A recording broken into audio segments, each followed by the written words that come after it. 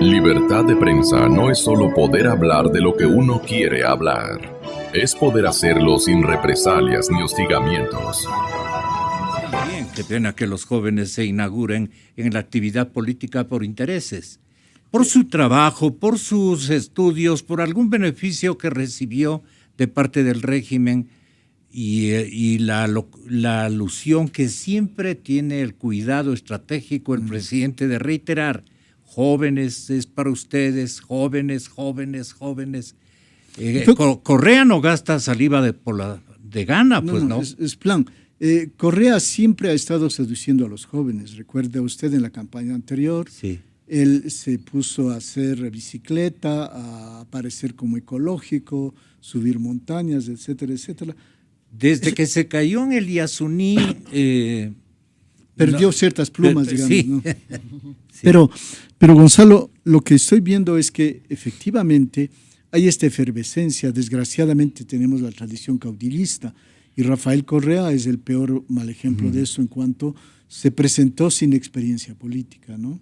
Entonces todo el mundo piensa que política es cuestión de soplar y hacer milagros, ¿no? Pero no es así. Lo que estamos viendo es la debilidad de los partidos y de las instituciones políticas, que si bien puede haber 50, 100 candidatos posibles, en España los hay, por ejemplo, el partido y las instituciones frenan eso, ¿no? Y le obligan a centrarse un poquito más en el programa y la responsabilidad de la organización. Aquí está débil. Sin embargo, el fenómeno que yo, por eso soy optimista, que veo, es que aparte de las primarias, hay esta búsqueda ahora de un programa compartido. Tanto en el centro izquierda, yo veo que hubo un debate, la búsqueda de una definición más orgánica de un programa. Igualmente, en los dos ramos de la derecha, ¿no? Y de la izquierda. No, de la derecha. Ajá, de la derecha. Quiero decir, Lazo y la unidad. Y la unidad, o Lazo y Nebot, que hubiera sido. Bueno, si se animaba Nebot. Lo cierto es que hay la búsqueda de un programa y a mi gran sorpresa en esta vez se habla mucho de la gobernabilidad. Es decir, cómo hacer un buen gobierno y el temor de heredar un gobierno que no pueda ser viable, ¿no? Entonces hay la búsqueda de cómo lograr algo que no sea lo mismo de antes y llegar a la inestabilidad. Eso me parece positivo. Yo no digo que necesariamente va a funcionar. La prueba es que el Partido Social Cristiano, luego de la promesa de lograr un acuerdo sobre un futuro candidato o candidata, lanzó la primera, ¿no? Pero fíjese que a pesar de ese mal pie, persisten en la negociación los miembros de esta unidad así llamada, ¿no? Entonces, a mí me parece que hay un cambio, digamos, de madurez política, sin duda, debido al peso que ha tenido Correa en el juego político. La polarización que ha tenido Correa frente al resto hace finalmente que la gente tiende a integrarse, ¿no? Como seguimos una tradición muy fraccionada de partidos, muy difícil de gobernar cuando no hay alianzas, me parece a mí que este es como un inicio de algo que debería vivir el Ecuador, que es el gobernar con alianzas. Si usted ve el grueso de los países nórdicos, tienen un exceso de partidos, exceso, digamos, así lo dicen algunos, ¿no?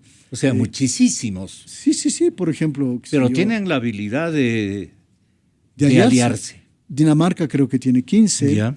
Y es fraccionado casi igual que nosotros. Y sin embargo, hay alianzas de tendencias, ¿no? Los de la izquierda o centroizquierda, los de la derecha, los del centro, etc. Y logran mantener la alianza en el curso del ejercicio de gobierno. Algo que en las normas nuestras debía haberse reforzado, pero se le cambió según los intereses del gobierno al inicio de su periodo, cuando es algo sustantivo que debemos promover. Porque el fraccionamiento político es nuestra personalidad colectiva. No podemos negarlo, aparte del hecho de que los serranos y costeños pensamos diferentemente en la política, en lo que es bien en la sociedad, en la relación entre los seres humanos, en la idea de justicia, en la idea del Estado. Claro. Todos pensamos diferentemente. Entonces, yo creería que ahora está bienvenida este pequeño esfuerzo, al menos, de hacer un programa compartido, lo cual ya implica un inicio de una alianza un poco más sostenida que simplemente electoral. Por eso no comparto un poco el comentario que hacía hace un momento nuestro amigo Patricio Moncayo, de que son simplemente clubes electorales. Hay de eso, innegable, pero está formándose un poquito algo diferente. Me parece que es positivo. Ajá. Insértese en la parte que a usted le parezca mucho más importante en esta mañana. Con mi bienvenida, pues, doctor Mantúfar. Muchas gracias, Gonzalo. Un saludo a todos los amigos y amigas que nos escuchan, igualmente a Paul Carrasco, que entiendo todavía nos sigue escuchando. Igualmente está escuchándonos. Un gusto estar con Jorge y con usted, Gonzalo. Yo creo que en realidad el país está en un momento, yo diría, crítico debido al enorme desafío que tenemos hacia adelante. Coinciden, me parece a mí, 3 crisis que de manera inédita, y crisis muy profundas. El próximo gobierno, lo ideal sería que este mismo gobierno sería el que asuma políticas, decisiones importantes para poder salir tanto de la crisis económica que vivimos, que incluso pone en riesgo el esquema de dolarización y está impactando de manera muy fuerte en las condiciones de vida, en el empleo, en la seguridad de la mayoría de ecuatorianos. Una crisis, yo diría, de la institucionalidad democrática muy profunda. Las instituciones han sido arrasadas en los últimos años y eso requerirá de una reforma constitucional, legal, importante para cualquier próximo gobierno, y una crisis social que ya es patente. En ese contexto se dan las elecciones del 17, Gonzalo, en ese contexto. Y creo que eso, me parece a mí, exige no solamente de los políticos, y yo soy político, soy presidente de una organización registrada que pudiera tranquilamente presentar candidatos o precandidatos. No lo hemos hecho porque nos parecía o nos parece que en este momento el sobrepoblar el escenario político no es la mejor salida. Pero ese es el escenario que tenemos. Está polarizado. No, sino que en este momento creo que el país exige precisamente lo que acaba de decir Jorge, de la articulación de coaliciones políticas que puedan permitir al Ecuador y a los ciudadanos tener una viabilidad de futuro, proyectos políticos de mediano y largo plazo. Pero ¿qué ocurriría en un instante en que el gobierno está buscando su perpetuación, como es la mención que hace un analista, Gabriel Hidalgo Andrade? Dice: el correísmo tiene listo un plan de perpetuación. El presidente Correa dio la orden para introducir una disposición transitoria en el texto de la reforma constitucional y así marginarse de las elecciones presidenciales del 17. La teoría del cierre del ciclo político se confirma. ¿Tiene listo el gobierno un plan de perpetuación? Y entonces uno se pone a pensar y a imaginar escenarios y se encuentra unos que alientan esa creencia y otros que no, porque hay unas acciones incongruentes de parte del propio mandatario internamente dentro de su movimiento. Mire, Gonzalo, yo no sé si hay un plan, pero lo que sí puedo decir o puedo mirar es que el escenario electoral o preelectoral, al menos hasta este momento, se está acomodando de una forma muy favorable a cualquier candidato al oficialismo. Eso sí me parece que está ocurriendo. Por ejemplo, a favor de Lenín Moreno. A favor de un candidato, porque el oficialismo... Cuando alguien manda al señor canciller a que le diga que está ganando un platal prácticamente en Ginebra, una de las ciudades más caras del planeta, y que eso estamos pagando los ecuatorianos con nuestros impuestos. Muchos de sus colegas analistas y catedráticos en las ciencias políticas han manifestado también aquello. Mire, pero lo que tenemos es que en realidad... ¿Por qué se siente usted tan optimista? No, yo no soy tan optimista. Lo que digo es que en este momento hay señales positivas, pero también señales que son preocupantes. Entre las señales preocupantes, señalo, después voy a pasar a las positivas, creo que el escenario de una u otra manera se está organizando de manera en que el candidato de gobierno, si es que es Lenín Moreno, con mayores probabilidades que cualquier otro, incluido el presidente Correa, si es que llegara para este momento a ser candidato, que están van a tener en este momento alrededor de un 20-25% de favorabilidad, incluso más, pudieran superar ese nivel de favorabilidad ya en las elecciones y llegar a un porcentaje de votación superior al 40%. Mientras que en el campo de la oposición, tanto de las derechas o de la centroizquierda, de izquierda, esa fragmentación podría llevar a que ningún candidato de la tendencia de oposición pueda superar el 30% y por lo tanto forzar a una segunda vuelta. Creo que los sectores de oposición de una u otra manera están dando por sentado que va a haber una segunda vuelta. Y a mí me parece que eso no aparece tan claro. No digo que no vaya a darse, pero creo que también hay la posibilidad, si es que las cosas se dan de manera equivocada para los sectores democráticos, entre los cuales me incluyo y Concertación está, a que no tengamos una segunda vuelta. Pero aquí eso es lo que yo veo como preocupante.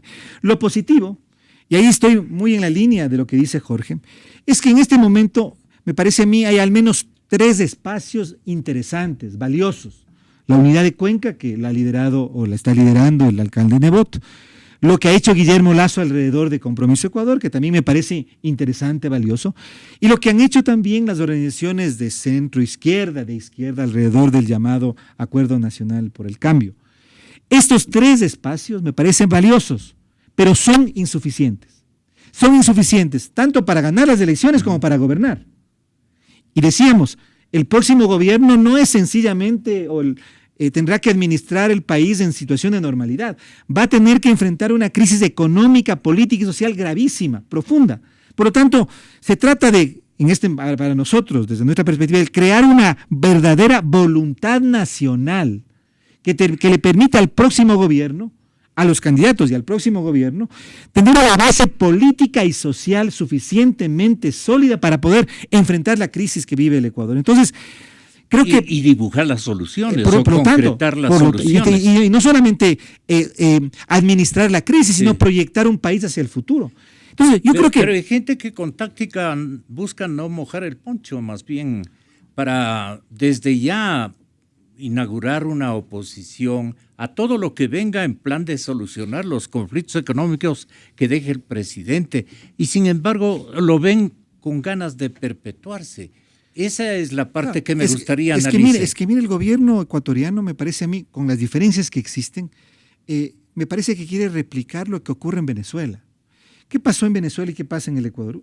El ciclo político del correísmo, del socialismo del siglo XXI, a pesar de sus diferencias entre ellos, concluyó. Me parece que ya no existen las condiciones económicas, las condiciones internacionales, las condiciones políticas para que este continúe.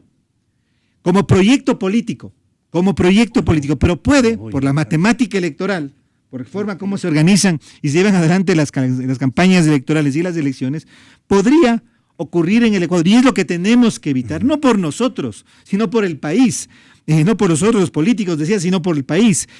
Que tengamos una situación parecida a la de Venezuela. Es decir, que gane el candidato oficialista, con o sin fraude, que no tenga un proyecto, es decir, con un proyecto inviable y que el país entre en una espiral de deterioro social, institucional, económico, sin salidas. El Ecuador tiene en febrero del próximo año una salida, que es una salida electoral. La salida que yo diría es deseable para cualquier país en una situación de crisis. Pero si no la sabemos aprovechar, si estos espacios de articulación no se trascienden a sí mismos y no se organiza, no se articula algo mayor, con una base política y social mucho más amplia, regional, ideológicamente, entonces corremos el riesgo de Venezuela. Entonces, por eso yo le decía, nosotros como organización política, la Concertación, decidió no presentar un candidato más, presentar un programa así, a discusión, un programa de gobierno, una agenda legislativa, una propuesta de reforma constitucional, un plan de salida a la crisis económica, pero es este el momento, y creo que todavía hay tiempo, para que puedan, lo que decía Jorge hace un momento, articularse las coaliciones necesarias que le den al país una alternativa, no solamente electoral, sino una alternativa de gobierno hacia el futuro. Yo le quería preguntar a Paul Carrasco, ¿con quién se podría confluir a una alianza mucho más, podríamos decir, condensada? Yo, Gonzalo, me imagino este momento a miles de ciudadanos en el vehículo manejando, ¿sí? Hombres y mujeres, niños y jóvenes, oyendo este programa. Y yo me pregunto si es que le interesará escuchar que haya una coalición del centro, haya otra coalición de la izquierda y haya otra coalición de la derecha. Me pregunto si es que le interesará escuchar si es que conviene o no articularse o no articularse. La gente, lo que... ¿Y qué crees se responde la gente? Terminar un ratito, pero por favor, permítame terminar, por favor. Sí, la gente lo que quiere es que se le resuelvan sus problemas. Y quienes hacemos política, tenemos la responsabilidad de dirigir todas las acciones, ¿sí?, para llegar donde esa gente que está manejando el vehículo, para mostrarle que sí puede haber un futuro y sí hay esperanza. Y yo creo que sí hay esperanza y creo que se pueden hacer las cosas, pero para eso hay que dar pasos, y yo lo di con Nebot siendo de izquierda, lo di con González, lo di con Chumpí y ahora lo di con Lasso, y fui a hablar con Lasso, pero transparentemente, ¿sí? Y he hablado con César Montúfar también, no lo hemos hecho públicamente, pero hemos conversado.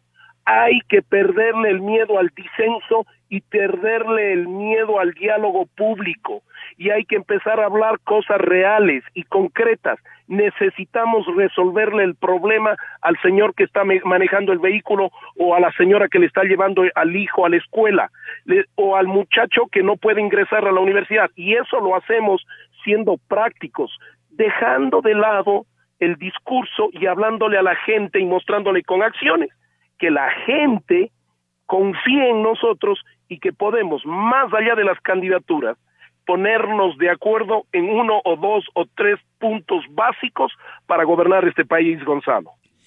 ¿Cuáles serían esos puntos básicos para cotejar con la opinión de Jorge León? Tenga la bondad. Yo creo y estoy convencido que un tema es el empleo. Es decir, no podemos hablarle de la crisis, no. A ver, ¿cómo vamos a generar empleo a través de la producción? 1 es el empleo. 2 es el tema de los estudiantes, de cómo vamos a hacer que los jóvenes ingresen a las universidades y se universalice de manera con calidad, obviamente, pero se universalice el ingreso a la universidad. Y 3, el tema de la delincuencia y la seguridad en la zona de la costa, sobre todo por temas del narcotráfico. Usted me podría decir, no, los problemas son mucho más, la gobernabilidad, la democracia. Cierto es que eso requerimos, pero ese es nuestro rol, pues, conseguir eso para solucionarle al señor de Guayaquil que su hijo no sea parte del microtráfico de la marihuana en las escuelas. Eso tenemos que hacerlo nosotros, y deberíamos dar el ejemplo y dejar de lado, ¿sí?, los discursos, los dogmas, las ideologías, y sentarnos y decidir un acuerdo sobre el cual resolver estos temas pragmáticos que la gente quiere escuchar. Pero me gustaría que César Montúfar tenga la bondad de responderle esto a la ciudadanía. ¿Usted cree que Lenín Moreno, una vez que gane potencialmente las elecciones tanto de primera como de segunda vuelta, o gane de una, con un apoyo increíble del presidente de la República, que yo personalmente me resisto a pensar que se las va a jugar el presidente sub-21? Él está pensando en jugar la 21 mientras el 17 está jugando 40, digamos. Pero la interrogante es, ¿usted cree que Lenín Moreno va a ir con modelos o con instrumentos neoliberales a cambiar la situación tal como deja su colega de partido y su colega de binomio en el primer ejercicio presidencial? ¿Va a dar paso a un cambio estructural? ¿Qué es lo que se va a necesitar? Yo me temo que no, pues no. ¿Qué le parece a usted? Mire, Gonzalo, yo decía hace un momento que no hay que dar por muerta la opción electoral del oficialismo, porque a veces en los sectores de oposición tendemos, y aquí hablo en primera persona, a pensar, no, va a haber una segunda vuelta, y en una segunda vuelta, sea cual fuera el candidato del oficialismo, va a perder, porque de una u otra manera el candidato de oposición que pase a segunda vuelta va a lograr las adhesiones electorales de del universo anticorreísta que en este momento es mayoritario en el país. Entonces, en muchos actores de oposición, las estrategias electorales están medidas en función de pasar a la segunda vuelta. Y eso es lo que a mí me parece que es un error. Y es un error, y no solamente un error, es una irresponsabilidad. Porque me parece que, aunque el proyecto político de Alianza País, el proyecto político del socialismo del siglo XXI, el proyecto económico del socialismo del siglo XXI, haya fracasado y no tenga viabilidad, sus opciones electorales no están muertas. No. Sus opciones electorales no están muertas. Y eso me parece que es importantísimo tener ¿Y por en qué cuenta. no se han muerto? Porque todavía el gobierno y el oficialismo tienen una base de apoyo importante, no la que tenían hace 3 o 4 años. No estamos hablando de que son mayoría, ya no son mayoría, pero hay alrededor de un Pero 20, con todo 25. lo que ha pasado, eso Sí, ya debía desaparecer. debía desaparecer y ¿Por uno qué puede- ha sobrevivido Bueno, ese por entorno muchas de razones. adhesión gigante, especialmente del pueblo pobre y de la clase media baja? Una razón por la irresponsabilidad del propio gobierno de no haber tomado las medidas que tenía que tomar para comenzar a superar la crisis. Porque el gobierno ha tenido una opción de seguir gastando, de seguir endeudándose, incluso en condiciones muy lesivas para el país, de seguir consiguiendo recursos de manera totalmente irresponsable, vía endeudamiento, para Pero le evitar, vale a para la gente- posponer la crisis, para posponer Claro. la resolución y las medidas que habría que tomar. Entonces, yo creo que esa táctica gubernamental, que políticamente puede ser válida, pero que históricamente es nefasta para el país, le da como resultado que todavía un sector importante de ciudadanos lo sigan apoyando. Por lo tanto, yo diría, esa opción de que no haya segunda vuelta es una opción que los actores de oposición responsablemente tenemos que considerar. Y por lo tanto, no podemos optar por una vía tan irresponsable de decir, nos vamos a fraccionar como tengamos que fraccionarnos, porque no importa, lo importante es quién es el segundo, quién es el que pasa a segunda vuelta, porque se va a ganar las elecciones. Yo creo que esa es una postura irresponsable, una postura que no toma en cuenta la realidad. Ahora, el punto fundamental, Gonzalo, creo que los sectores democráticos, y cuando hablo de los sectores democráticos, no únicamente me refiero a las organizaciones políticas, sino también a la ciudadanía, a la opinión pública. Es que tenemos que hacer una pedagogía, yo diría, de realidad, de verdad. No necesitamos otro caudillo salvador. No necesitamos solamente un candidato. A veces me parece que a veces se piensa, a ver, ¿quién puede ser el candidato? No, se necesita una voluntad nacional mayor. Eso hasta este momento no existe. No se ve. Pero podría existir, debe existir. Creo que los actores políticos responsables, y Paul Carrasco me parece que está en esa línea y yo saludo. Y hay otros políticos que también estamos en esa línea. Tenemos que pensar en la necesidad de converger programáticamente para proponer al Ecuador una salida a sus problemas.